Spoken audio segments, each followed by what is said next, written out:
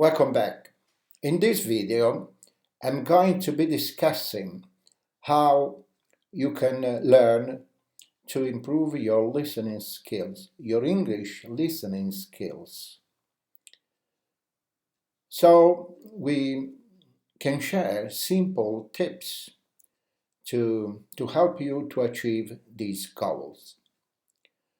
And I'm going to ask you a few questions, four different questions, and you have to imagine if you find yourself in one of these different situations related to the question I'm going to ask you. You have to imagine whether or not you feel yourself comfortable or not. The situation is easy for you or it's difficult. So, the first one,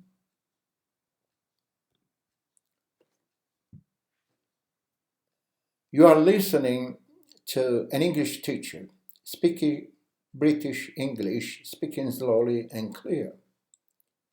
This situation is easy or difficult for you. The second one, you are listening to a native speaker from Scotland who speaks with Scottish accent and also uses a lot of different idiomatic English. What do you think? Would this be easy or difficult for you? The next one, the next situation, you are on a train and there are four non-native speakers from four different European countries, for instance, and they talk each other. They speak with different accent. And do you think you could understand a conversation? Would it depend on where they were from? Another situation, you are listening to a new show on a TV radio or as a podcast. There are many different speakers, and of course, you can't see them. They are talking fast, using a lot of a less common vocabulary, changing topics quite often. How would you find this? Do you feel yourself comfortable? Do you think that this situation is easy for you to understand, to comprehend what they are talking about, or it's going to be difficult for you? Probably most of you think that the first situation is the easiest and the last situation is the hardest. However, a lot depends on you and or your experience, your level of English. The big question is, what can you do in those difficult situations? You've been studying English for years, but you still can't understand everything you hear. Probably you can get frustrated. So, what can you do? Here is a question. If you worry a lot about your English listening, will it make your English listening better? No, of course not. Many English learners get very stressed, anxious, when they can't understand something. This doesn't help your English listening, and it can make even more difficult to understand spoken English. To understand the foreign language, you need 100% of your brain power. Why can't I understand this, you may ask yourself. What was that word he just used? They are speaking too quickly. If you are worrying and thinking thoughts like this, you aren't concentrating on listening. You are focusing on your own worries and thoughts and not on what you are hearing. This makes it harder to understand and not easier. So, the first thing you have to try to do is to relax.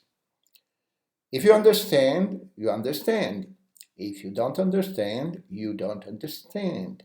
After all, it's not the end of the world. So, by relaxing and focusing 100% of what you are hearing, you have a best chance to try to understand as much as you can. Another example, for instance, you are listening to a Portuguese speaking. Now, for instance, if it happens to me, I don't know a single word of this foreign language, so probably I will not understand anything. But if I try to relax myself, try, just to pick up one word at a time, probably, I will understand more than stuck on a single word. So, if I listen carefully, probably I can pick up some words. So, you have to try to make the same attitude when listening to English. If you don't understand, there is nothing you can do about it. So, you do better to relax yourself. Being relaxed and focused gives you the best chance to understand what you hear. So you need 100% of your brain power to understand the spoken English or even any other foreign language. So you know that what takes a lot of a brain power. If you translate into your own language, into your mother tongue language, while you are listening a foreign speaking English, for instance, um, you realize that you can't do both. Imagine, what happened to professional interpreter. They have to translate simultaneously while you are listening a foreigner speaking English in the mother tongue language of the listener. But they have a lot of experience.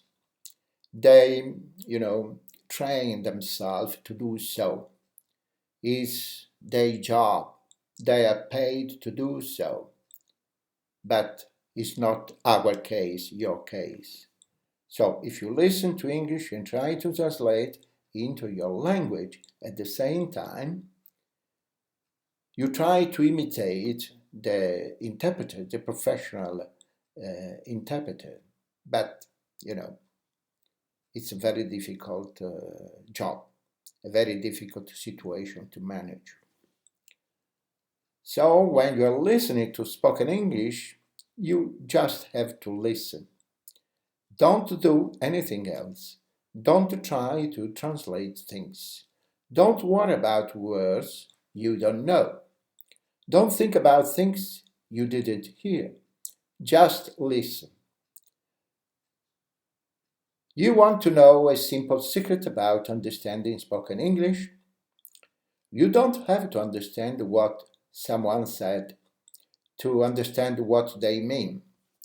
Very often, there are English learners who focus themselves too much on the things they don't understand. They get stuck. Understanding does just depend on listening. Very often there are other things you can use. For instance, if you are face to face with someone, you can use their body language, their tone of voice, and facial expressions to help you understand what they mean. Also, think about the situation you are in, you find yourself. What is the other person likely to say? what words they are likely to use. For example, imagine you are at the airport and you are checking for your flight. What question might you expect to hear? You'd probably hear a question like, did you pack this package yourself, this bag yourself? Have you already checked it in online? Would you like an aisle seat or a window seat? Probably some one of you has never heard the word aisle. But, if you know that there are two choices you can make, aisle seat or window seat. Now, you know perfectly what window seat is. So, the aisle seat must mean something different from a window seat. So you have to try to work it out. Similarly, imagine you hear the sentence at the airport when someone asks you, have you chicken online? You think that the person said chicken, but this word makes no sense. So probably the person behind the chicken desk didn't say chicken, but he probably said checking. Because that's what you are doing. You are checking for your flight. So when you are listening to spoken English, use everything you can to help you to understand. Don't think I didn't understand one word, so I can't understand anything. This is just not true. At the beginning, we looked at a different situation where it might be easier or more difficult for you to understand the spoken English. Generally, if you are familiar with something, it will be easier to understand. For example, if you learn English from a teacher and your teacher is a male and British, you'll probably find male British voices easier to understand. On the other hand, you might find female voices slightly more difficult. You might find other accents like American voices or Australian voices harder to understand. Imagine that in America there is a lot of difference in the American accent between one, state and another. So you don't need to limit yourself. You have to try to listen to as many different voices as possible. If you only listen to one kind of English, you'll be good at understanding one kind of English. So listen to different kinds of English. Listen to English people from the north, south, east, and west of the country. And I have to say that I'm a practice myself. For instance, I had a chance to watch on the YouTube channel live the last conference of the Labour Party. There were, a lot of people coming from different part of England. And the main purpose was, to listen to different people with different accent because I want to get familiar with different accent, British accent. So listen to Scottish speakers, Welsh speakers, and Irish speakers. Listen to men, women, children. Listen to American, Australian, Chinese, Russian, Brazilian, European, every, different kind of speaking English. So you have to remember that the more English is spoken between, non-native speakers, there are so many different accents. So you have to try to get familiar with these different accents. So you should listen to as many different formats of sources, songs, TV show, films, audiobooks, textbooks, exercises, and anything else you can find.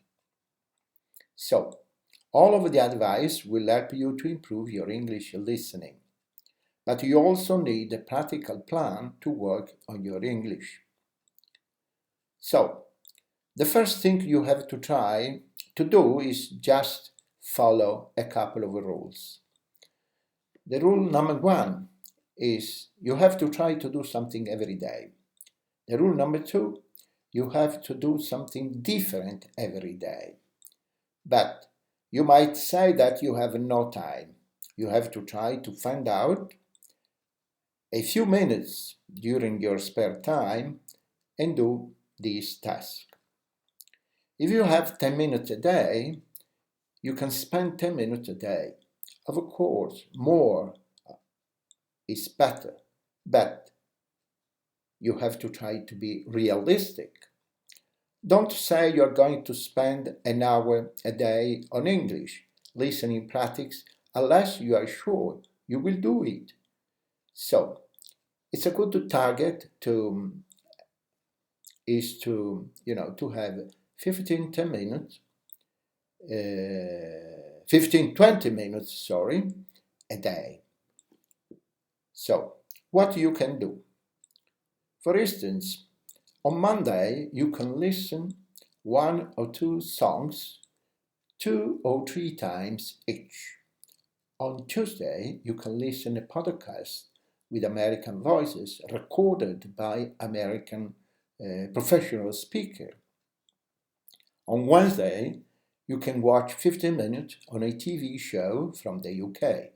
You can find, if you are not able to watch directly, some BB channel, on YouTube channel, you can find everything you want. A lot of stuff. On Thursday, you have to do a listening exercise from a textbook, for instance. Friday, watch 15 minutes on a news show. Saturday, 15 minutes of an old movie. Also, you can find the movie, British American movie, or in English on the YouTube channel. On Sunday, you can make a phone call and try to spend 15 minutes speaking in English. Have a conversation with a friend of yours. And this is just an example. Obviously, your plan might be different. You can find, material on the BBC Learn English website, on the Oxford website, but also, on the YouTube channel. So there is a lot of stuff that you can gather and use this material to practice your listening skills. Another suggestion,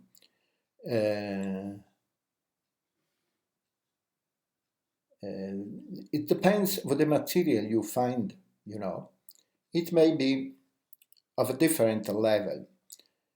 So the question is, how do I choose something which is the right level? So there is a good rule you can follow.